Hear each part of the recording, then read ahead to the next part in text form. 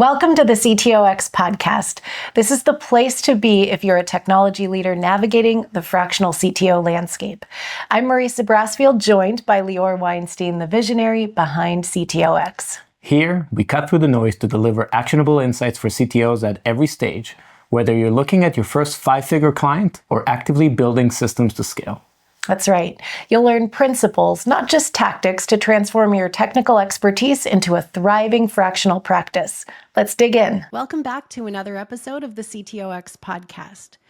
Freedom is the reason you went fractional, but now you're juggling multiple clients and your calendar is a mess. Today, Lior and I will share how top fractional CTOs can scale themselves without burning out. Lior, welcome. Always such a treat when we get to record.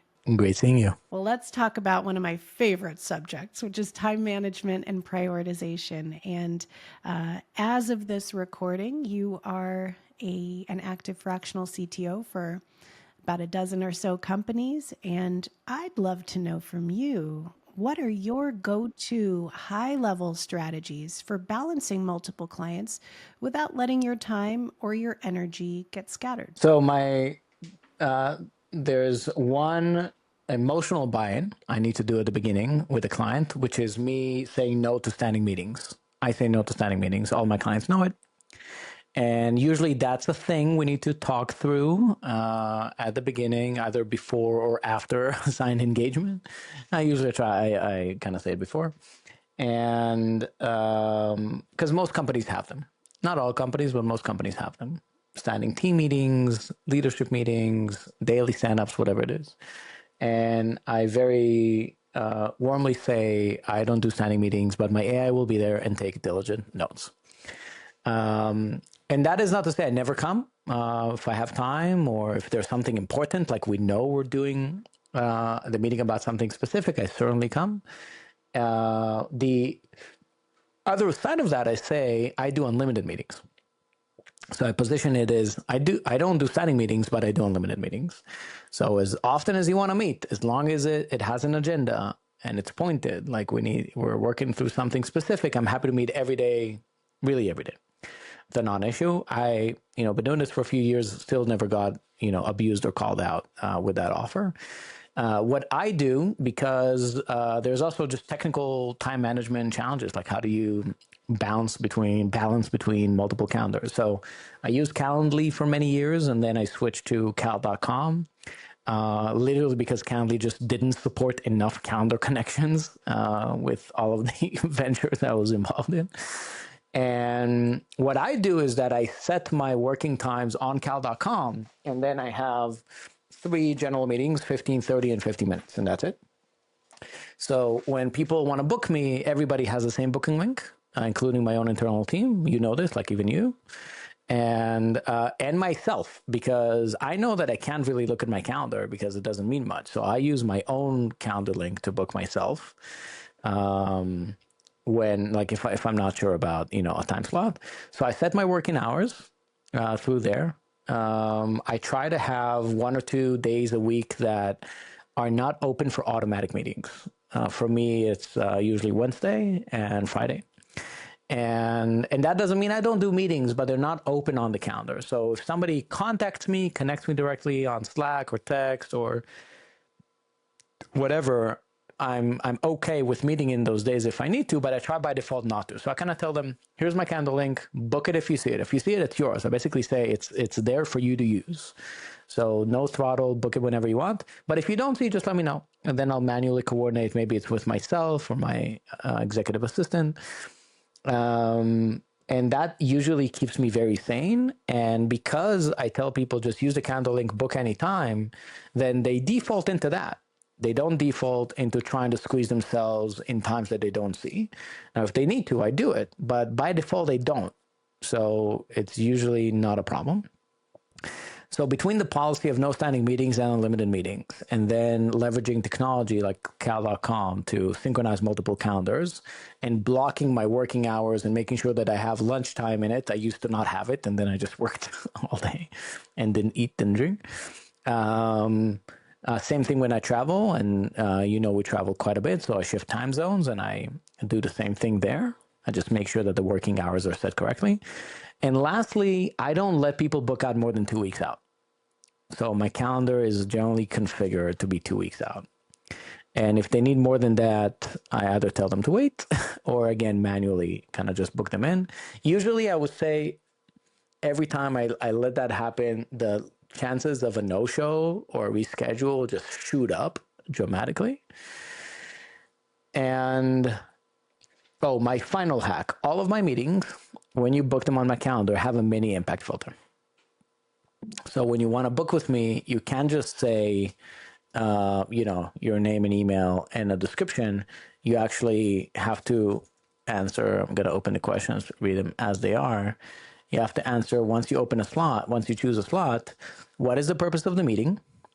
What's the best result from having this meeting? And I kind of say, please share anything that will help me prepare for our meeting. Is there anything I need to review first? Please share links relevant to websites or file. And please confirm this is not a standing meeting. So although I'm looking forward to spending time with you, all my meetings need to have specific purpose and outcome. And then they choose a drop down. Yes, this meeting is super important and specific. Second, not specific, but still important. I understand this meeting might get canceled. So with all of that, that usually protects my time and respects other people's time as well. So I show up, ready. I love it. And I'll throw out a couple additional tools and capabilities that I love doing and sharing. So I love that you have the link. The calendar link is such an important one. And we also recommend having different calendar links for internals, and you can name it that way. Sometimes I'll say secret availability, so it feels really special, and strangers, so that maybe you've got just a few hours a week where you're devoted to either discovery calls or random people wanting, mentoring, and people want to grab coffee. Oh, here's a great link to use. That way you've started and set the boundary conditions for those meetings when they're convenient for you versus putting yourself into a situation where you're in back-to-backs all day.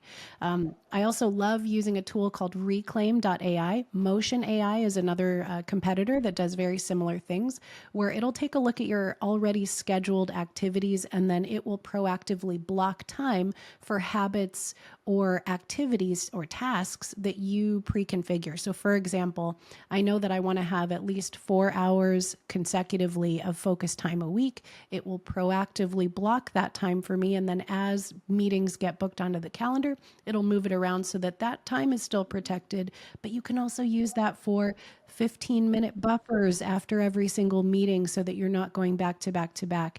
And just having these systems to proactively block the time for you can prevent the context switching, the cognitive load from context switching and going back and forth from task to task. And, we were not meant to be robots. So having the systems that enable ourselves to take care of our biological needs, our focus breaks, you think about eye strain and fatigue when we're sitting at computers all day, all these little tiny things add up so much over the course of a week, a month, a year. Now, in our last episode, we talked about, at the very end, the resources section of the functional technology framework and how you leverage teamwork inside of your clients.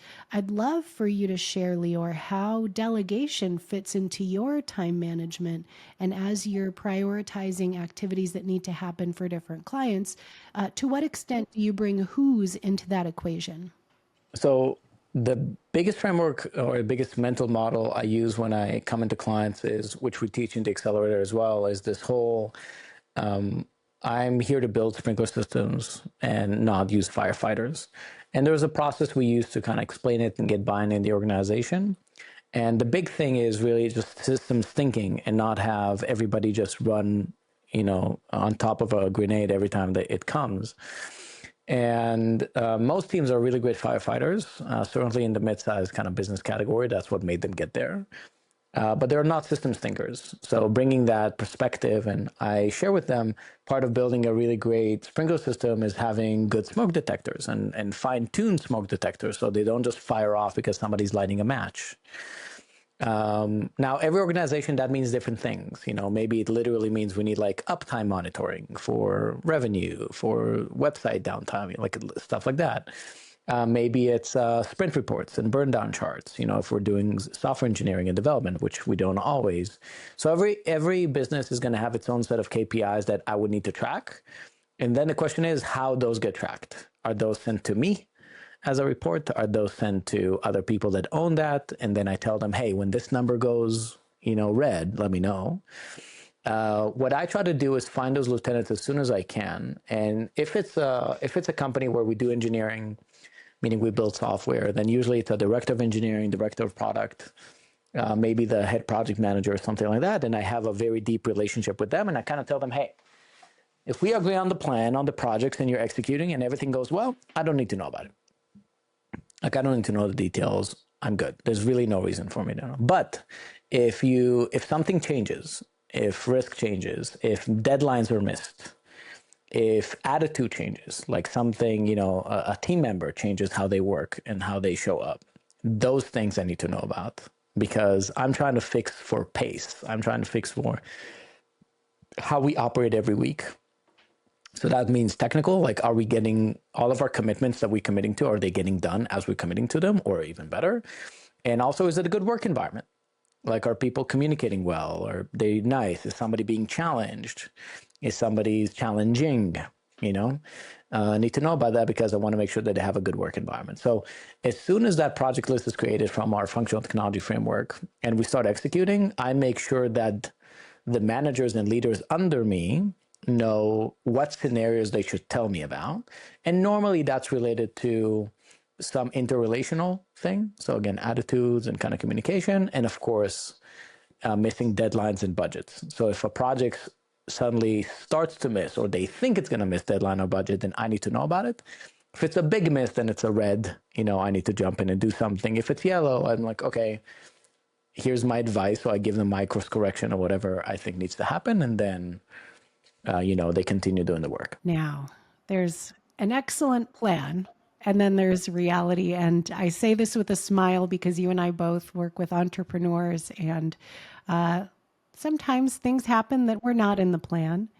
And you're also somebody who I observe as, you go all in. You'll jump on planes to go fly in and really get tactical in the weeds when the situation calls for it. How do you set and hold boundaries so that client work doesn't take over your personal goals, your family life, your time, your sanity, and then the very freedoms that got you into this work model in the first place? Yeah, a few things. One, I try to block the personal stuff. Like you and I just discussed, we have upcoming birthdays and anniversaries, and we're like, oh, we did not block our calendar, right? Guilty. So we're doing our best. So we're trying to block the personal stuff first. So birthdays, anniversaries, family trips, like all those things, block as much as we can. So by the time people try to schedule with me, those things are already considered on my calendar, right? So trying to kind of keep things sacred. That's one. The second is, when a problem comes, I don't react to it like other people in the organization do. Like, I don't immediately just say, yes, sir, yes, ma'am. I jump on it. I'm like, no, I'm gonna make sure that this priority is reflected in the right way. They might feel it's super urgent and important, but I'm gonna have my own discernment on it. And to be honest, that's what they pay me. They pay me to bring my discernment to the areas that I'm in charge. But that's a big deal. I think a lot of consultants that get into the space, or newer fractional CTOs, they immediately get into that super service mindset and just say, the customer is right, the customer needs it, they want it, so I'm going to do it. And I'm like, no, they pay me to know if this is urgent or important or both. So I activate my discernment when somebody brings up a challenge, whether it's like practical, like objective, like something needs to be done, or emotional, somebody, their feelings are impacted, and I can have a part of it, of like fixing it or whatever it is. That could be a customer, an employee, a partner, whatever that is. So I try to apply it and put a psychological distance between that problem and my responsibility. So I don't immediately act like it's my blame or my responsibility. Doesn't mean that I don't try to do it, but I don't take it personally. I think not taking it personally is very important in business. That's also what's nice about business. Like, end of the day, you have this, number that goes up or down depending on what you're trying to do, and it gives you a sense if you're doing it right or wrong in the context of the business. Now, in the context of interpersonal relationships, it's other things, other metrics, other standards. I think between blocking my personal stuff, setting expectations on communication, and then not taking things personally when they think it's on fire, I managed to get a good enough distance between me and the problem, because that's really the trick, the emotional involvement with the problem. So like, are you suddenly getting obsessive about it so you can't go to sleep? Now, before that even gets to me, I make sure there's a right delegation ladder. So I'm not the first one to get asked, or if I'm get asked, I immediately, it's like the what's that game? Chutes and Ladders. I immediately put it down the chute to someone else, that's not me. And if I realize, oh shoot, I don't have anybody to send it down to, then I'm like, oh, maybe I'm missing something. Like, I'm missing something that needs to own it. And then it's just determined, is this a one-time thing, or is this possibly going to happen more than once? And then I need to find one of my delegates and say, hey, you have a new responsibility. When this happens, you're in charge of it. So very big on truth and ladders. On the other side, I tell my delegates, here's the ladder. Like, you need to tell me when this happens so I can help you. Right? You and I just spoke about this, right? I know. A few days ago, I'm like, you need to tell me. Sooner. Right? Yeah, sooner. Because like, we're in this together. So that communication, and you and I have been working together for years, and we still polish it. Like, it's not just like set the policy and now it's done. Like, it's a relationship. You need to continually ask if people need help, ask how you can help, right? And then identify when there's a problem, identify the system solution for it. And in the form of delegates, contractors, who's doing the work, who, not how, the whole thing. Oh, yeah. Well, and a lot of the CTOX Accelerator members come to us because they've had experiences of burnout at previous roles, and they're like, never again. I don't want to feel this again. And then there is the repatterning that happens as they're starting to work with clients in the ways that we've been describing in these episodes. And I'd love for you to share, what happens when work that started out feeling great starts to feel repetitive or draining? And how do you either shift yourself or the relationship or the container to protect your confidence, stay motivated, stay energized, because you've got other clients to serve and a wonderful life to lead? So a lot of those came to me when I used to run an agency, because we had a lot of clients and we also delivered as an agency on a lot of the activities, right? Not just with the in-house team, but with our teams. And which is why I developed all these methods and systems, we teach now, so people get scale and don't get trapped there. The biggest thing for me, back to the concept of when you establish your list of projects, make sure that your name is not on the resource list. That really makes sure that you're not going to get trapped in the repetitive thing. And when you combine it with no standing meetings, that can secure it, pretty much do everything but secure it. I think a lot of CTOs that will listen to this would be able to connect to the standing meeting problem. Yeah. And because most of these meetings, nothing happens. It's just information that's getting transferred by other people for other people, not even for you as the CTO, because you're not with your hands on the keyboard unless you're like a CTO co-founder for a 3-person startup, right? And for me, every time, that's why I'm so sensitive about when projects start. Immediately, like if we're in an executive meeting and somebody says, like the CEO tells me, hey, Lior, can you get this done? Or, okay, are you going to take this on, this project? I'm like, yep, absolutely. I'm going to push it to John. Like I immediately put this through the chute, like publicly. I don't just say, yes, I'll take care of it. I name the delegate, the person that's going to get this. I am responsible for sure. As I said, the buck stops with me with all of these projects for sure. But from an expectation setting, I put out publicly the names of the people that are going to work on this, so I don't get trapped into that corner of now having to, babysit a process that's going to make me, feel discouraged and just want to leave, because then I lose all the freedoms that we discussed. What's a moment as we wrap this episode today, Lior? What's a moment where you were like, okay, I'm living it. I'm living the exact freedom. Like, this is why I'm doing this. I imagine I'm going back through the Rolodex or the memory palace of all the different awesome trips that you've taken since we started working together. Was it during one of those? Was it at home? I have those moments once in a while. Also, it's funny, just recently my wife launched a book that she's been working on for 6 and some odd years. And we had a big book launch party that you were in, and there was a 2-minute video reel. Did you see that video in the beginning? Yeah, I started bawling actually. Yeah. And I haven't watched that video, so it was a surprise for me as well. So Sarit was sending all these video clips to the video editor a few weeks ago, but I haven't, watched it until the event itself. And that video had, different events from our lives from really the past 18 years. So we celebrated 18 years together. And so like pre-kids, with kids, kids as babies, kids as toddlers, and kids as kids. Pregnant belly. Oh my God, I'm tearing up just thinking about it. It was so beautiful. And it had all these moments, right? It has like, bush plane in Africa, skydiving, snorkeling in Hawaii, all these moments. And normally when I'm in those moments, that's what comes to me. I'm like, holy shit, it's like 1 p.m. on a random, April or March, and I'm in Tokyo. And we're, sitting with a robot in a robot restaurant. And we just came from like a micro pig cafe, right? Like it's reflect, like being, like catching yourself in this moment and saying, this is not normal. Or rather, this is the result of designing a life in that way.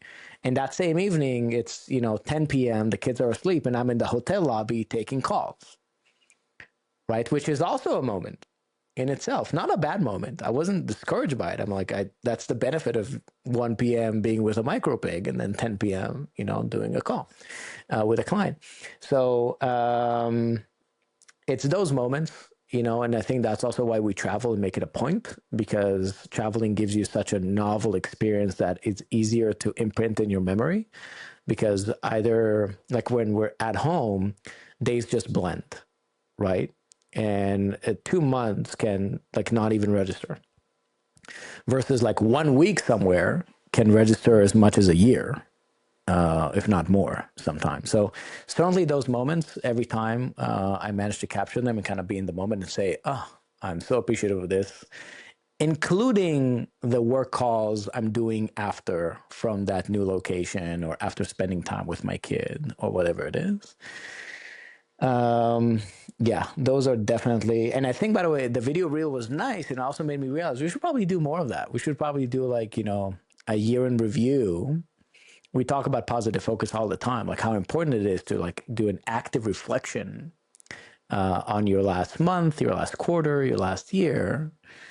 And that video didn't have any of my work calls, right? It had all the non-work stuff. The reality is most of the time was work. It wasn't those things, but the work enabled those things. And those are the things that I remember. So beautiful.